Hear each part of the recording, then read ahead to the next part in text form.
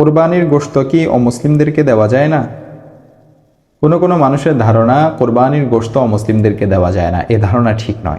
কোরবানির গোশত অমুসলিমদেরকে দেওয়া যায়, এতে অসুবিধার কিছু নেই। বিশেষত অমুসলিম যদি প্রতিবেশী হয়, কারণ প্রতিবেশী হিসেবে তার হক রয়েছে। সাহাবিগণ অমুসলিম প্রতিবেশীর হকের প্রতি সবিশেষ লক্ষ্য রাখতেন।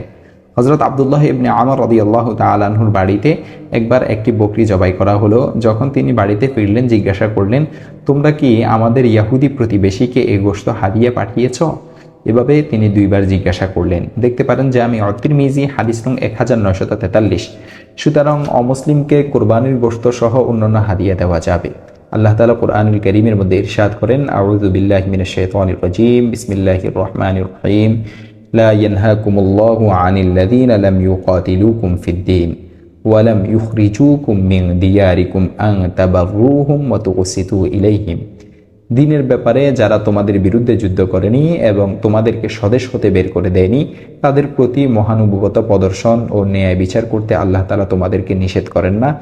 আল্লাহ তাআলা তো ন্যায় পরায়ণদেরকে ভালোবাসেন।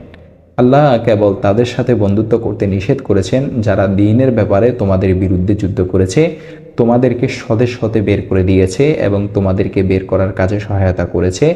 তাদের সাথে যারা বন্ধুত্ব করে তারা তো জালিম। দেখতে পারেন সূরা মুমতাহিনা আয়াত নং 8 ও 9।